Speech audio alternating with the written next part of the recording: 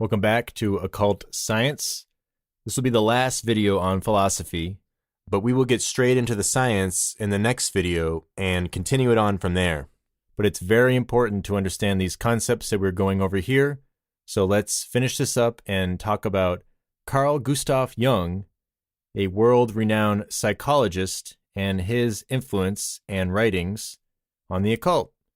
And he wrote extensively on Gnosticism, alchemy, astrology, and the concept of the sacred marriage of the sun and the moon, which is an allegory for the union of heaven and earth, or the concept of uniting pure spirit to corrupted Saturnian physical form, or what we call matter.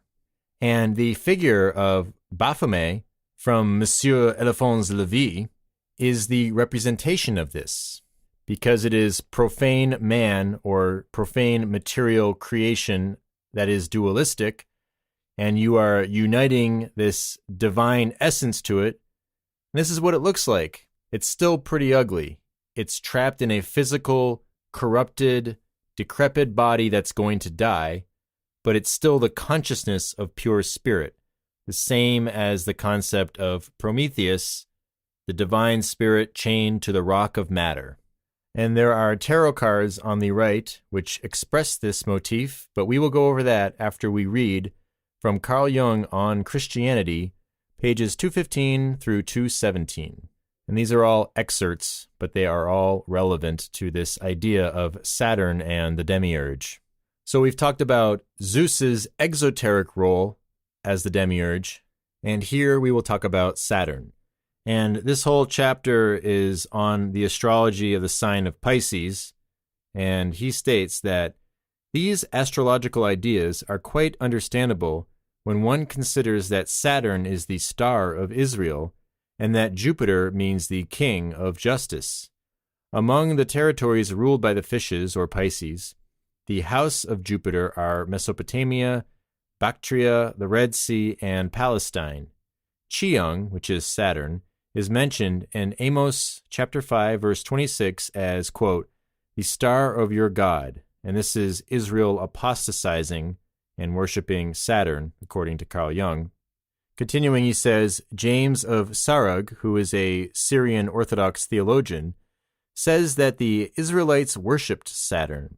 The Sabbath is Saturday, or Saturn's day, and Albumazar, who was a Persian Islamic astrologer, testifies that Saturn is the star of Israel. In medieval astrology, Saturn was believed to be the abode of the devil, so Saturn, Satan. And he says that this was Yaldabaoth, the demiurge, and highest archon, and that they have lions' faces. So if you're familiar with Gnosticism at all, there's this concept that Sophia was this divine aeon, but she sinned in a way and didn't co-create with her divine consort Christ, and created this sort of demon spawn named Yaldabaoth, and that's in one of the more extreme versions of Gnosticism in terms of the demiurge being very, very bad. Some will have the demiurge as not being the highest god, but still serving a higher purpose, and not being good or bad per se, but some just view him as straight up shitty as hell. But either way, Yaldabaoth is considered a lion serpent, so the lion being for Leo, and the negative aspects of Leo being prideful, arrogant, egoic. And the demiurge creates out of ego, thinking he's the highest god. And then the serpent aspect of that is the negative, exoteric serpent, and the good serpent is the shining light of Lucifer, essentially.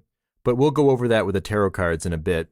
Continuing, he says that Origen, who was an Alexandrian Christian theologian, elicits from the diagram of Celsus, who was an anti-Christian Greek philosopher, that Michael, the first angel of the Creator, has the shape of a lion. And Madame Blavatsky agrees with this. She says that Michael is of Jehovah, so not good in this context. Now, this always confused me about the book of Revelation, where Michael battles with the dragon, but we're not going to really worry about that here. Let's just continue with what Carl Jung says, and he states that he obviously stands in the place of Yaldabaoth, who is identical with Saturn, as Origen points out, speaking of Michael here. The demiurge of the Nassines is a fiery god, the fourth by number. And this fourth by number has to do with Kabbalah. This is the sphere of Hesed. And this is what Crowley describes as the demiurge. He's the fourth by number, and it's the lie upon lies to believe that he's the highest god. So this is the sphere of Zeus in Kabbalah. If you're not familiar with this, don't really worry about it. It's just that anthropomorphic Zeus, the demiurgic one.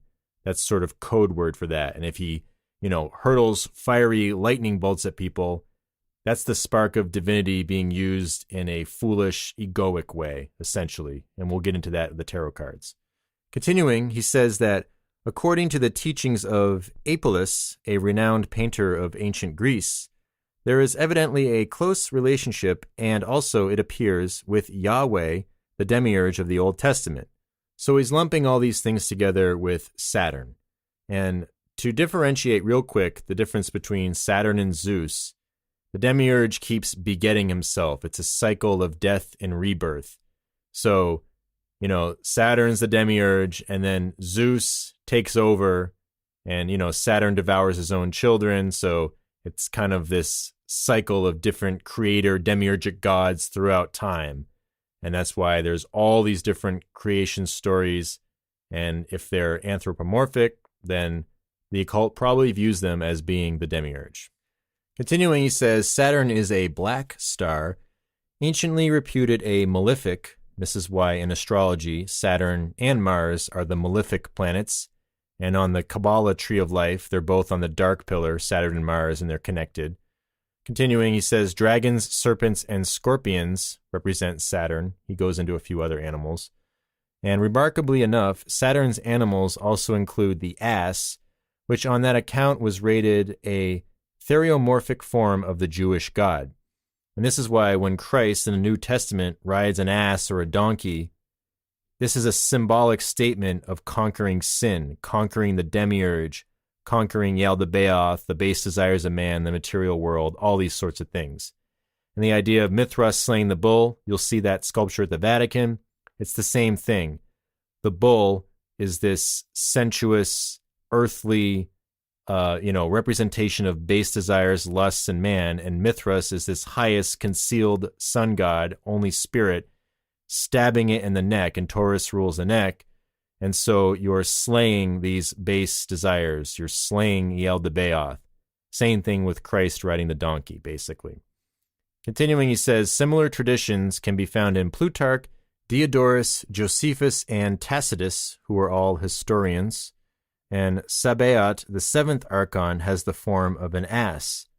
Tertullian, who was a Christian author, is referring to these rumors when he says, you are under the delusion that our God is an ass's head, and that we do pay homage only to an ass. So basically what he's saying here is that this version of Christianity is Gnostic because they aren't worshiping the demiurge. So this Tertullian or Tertullian guy is basically talking to whoever, stating that you think that we're worshiping Jehovah, but you're wrong, because that would be worshiping an ass. You're under the delusion that we worship the demiurge. We really worship this highest God, which is essentially the idea of the occult. Christ's Father in the occult is not Jehovah. It's a higher God above him. It's the supreme being. So the highest God that Elaine Pagels was talking about, and that's why the Apostle Paul and his secret tradition, according to her, is worshiping the higher God, but that knowledge is not for the profane. The profane worship the ass's head. They worship the devil card because you can see that the devil's head is an ass. So let's continue. As we have indicated, the ass is sacred to the Egyptian Set, and in early texts, however, the ass is the attribute of the sun god, and only later became an emblem of the underworldly Apep and of the evil Set. So if it was a sun god, then most likely that was an exoteric sun god, or idolatry happened and they changed it into a dualistic god, thus reflected the consciousness of the people at the time. So you have Set, who kills Osiris, and that's the negative shadow part of all of this. And Osiris is seen in the same company as Mithras and things like that. So it's kind of like Prometheus, right? Zeus chaining Prometheus to the rock of matter, punishing him because he is giving this divine light to mankind. Osiris, you could see it as kind of the same thing. And Osiris is very important to Freemasonic philosophy, and the obelisk is one of the representations of his essence on some level. And of course, we have the obelisk in Washington, D.C. and at the Vatican, and numerous other interesting places. So let's just finish this reading up. According to medieval tradition, the religion of the Jews originated in a conjunction of Jupiter with Saturn, Islam in Jupiter conjunct Venus, Christianity in Jupiter conjunct Mercury, and the Antichrist in Jupiter conjunct the Moon. Unlike Saturn, Jupiter is a beneficent star. In the Iranian view, Jupiter signifies life, Saturn death. The conjunction of the two therefore signifies the union of extreme opposites. So again, the concept of Baphomet, uniting profane earth, profane man to the highest deity. And Albert Pike talks a lot about how there were initiated Jews that knew that Jehovah, the demiurgic Saturn, was not the highest god, but the mass of Jews worshiped the demiurge Jehovah as the highest god. So you can see how this conjunction, only the ones with eyes to see and ears to hear, and that could comprehend the light, would become the initiates, and the profane masses would just follow along with the program. So let's go to these tarot cards. Now, this is just analyzing symbolism. If you think tarot cards are evil or divination or any of that stuff, I mean, I don't care, but we're just going over the symbols on it. I'm not trying to divine spirits here or anything like that. So let's just take everything that we've read and apply it to these two cards real quick. So the devil, obviously, would have something to do with Saturn, because the black color in the background, and Saturn is a black star and a malefic. And this is a sign the direction of the north, because this is having to do with Capricorn, which is ruled by Saturn, and that is the goat, and that's the winter solstice. And the north is seen as a malign direction, especially in Freemasonry, because all of the lights of the lodge, none are in the north, according to Albert Pike. We will go over that a little later. But basically, in the northern hemisphere at least, the sun rises in the east, it's at its highest in the south, and it sets in the west, so it's not in the north. Therefore, there's no divine light in the north. Therefore, the north is a direction of darkness and ignorance. And of course, Santa Claus has to do with Saturn. It's giving you karma. You've been good or bad. He's at the North Pole, and that's a function of Saturn is karma in astrology. So all that stuff about Christmas is really based upon occult principles. And of course, you can rearrange Santa to Satan. And what happens at Christmas? You give away material presents. You get material gifts. It's all about materialism. And those are the negative aspects associated with Capricorn. So each zodiac sign has positive and negative qualities. Capricorn, it could be that you're very materialistic, only care about money. But a positive quality is that you work very hard. You're very dedicated to climbing up the ladder. That's your divine spark initiating you into things. But if you use that for material gains, material purposes, you're like the devil card, because the material realm is bad the deeper you sink into it. So if you take this divine torch like the devil has and you push it into the material, then you're really just lusting after material things. Oh, I want a fancy car, or oh, I want a good job so I can get a yacht, stuff like that. So you can see the connections here. We have a donkey face, so the ass, having to do with the Jewish god Jehovah, and he's ignorant, and he's giving the hand sign of the two pillars with the Saturn glyph in the middle, the downward pentagrams pointing down towards materialism, the atom figure, which represents the spark of divinity, is looking down at Eve's sensual fruit, and this is material lust, right? Because it's on her tail, and that's sort of like a slang. Yo, you getting some tail tonight, bro? I mean, there's so many slang things that are derived from occult principles. Like, when you called somebody a square back in the 60s or 70s, the square has to do with Earth, right? That's the square on the compass in the square, so that's the material world. So it's really crazy how all of these things have been incorporated into the world that stem from occult principles. And we read that there is a serpent quality to this and also a lion quality. And the sign of Leo, if you look at the glyph, it's like a serpent kind of figure, but a lion's mane as well. And this has something to do with the passage where the devil roams about as a lion seeking to devour, something like that. I forget what it is. It's a Peter quote.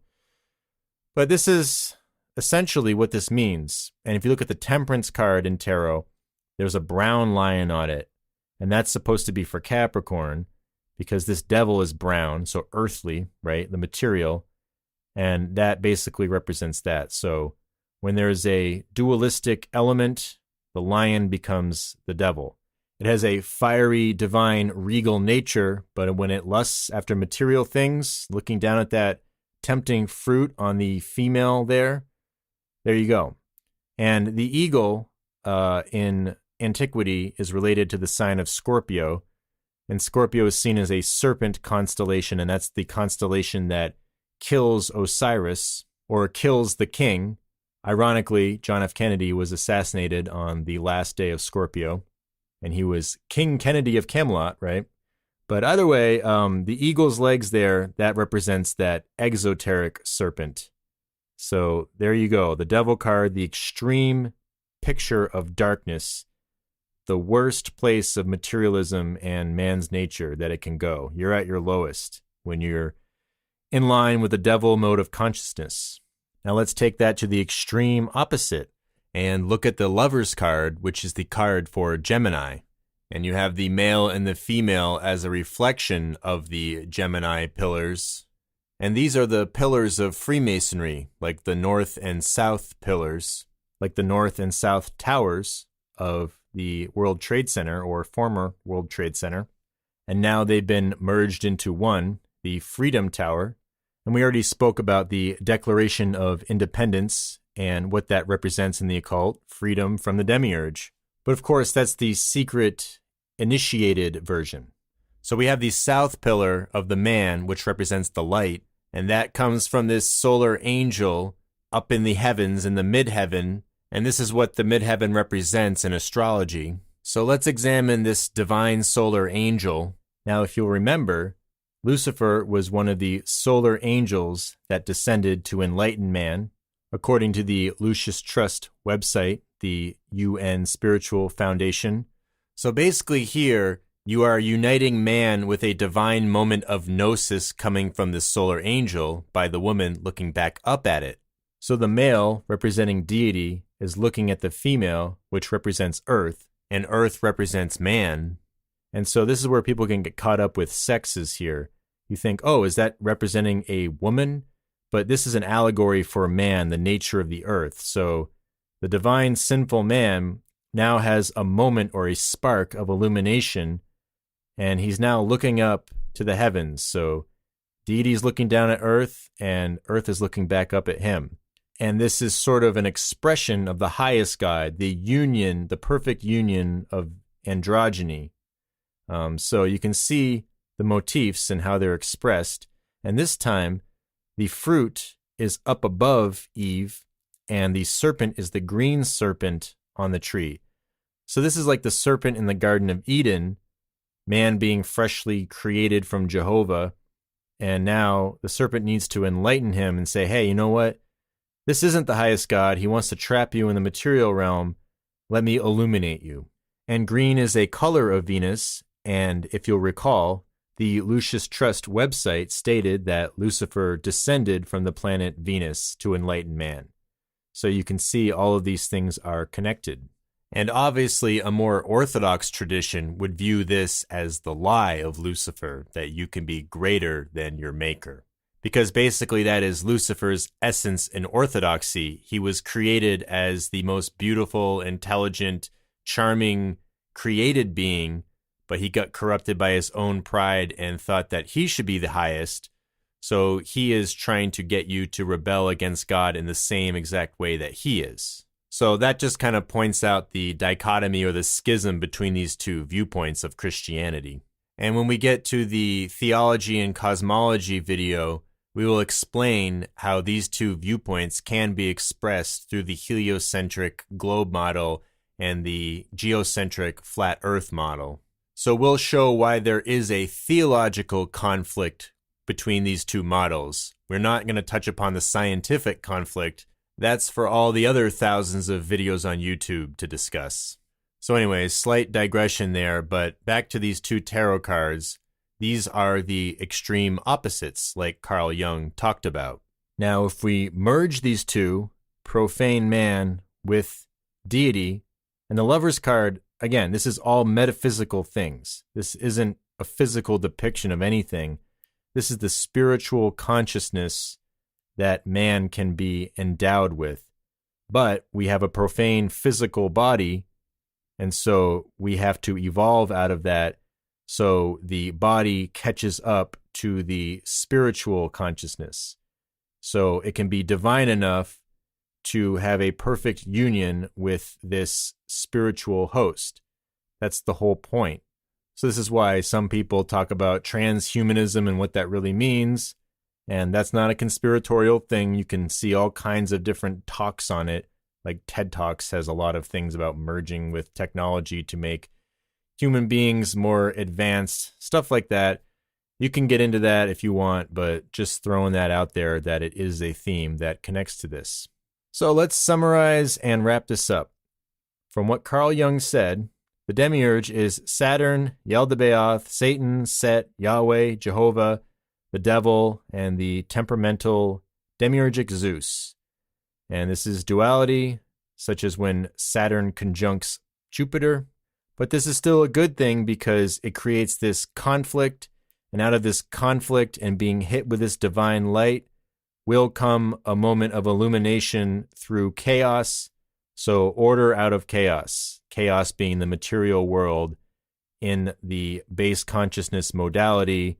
You can only sink so low before you will be able to come out of that. And then Jehovah, or whatever the demiurge is, being a lion, serpent, a donkey, any of these sort of animals, black being the primary color. And then we can see a little depiction here of this green lion attacking the sun. And this is a Gnostic alchemy sort of motif. And from what I understand about it, there is an exoteric and esoteric explanation and probably a lot of things in between. But on a more human, earthly level, this lion eats the sun, and that's kind of like an allegory for a person's consciousness or state of being in extreme darkness, and out of that darkness, they become very self-destructive, but that can lead to a moment of illumination. So to give an example of this using a movie, I just watched The Game recently, and basically Michael Douglas is this big-wig millionaire who is really only wrapped up in the material world, making money, and he's becoming kind of a douchebag. And he's about to have his birthday, and he's the same age that his father was when his father committed suicide because he was depressed.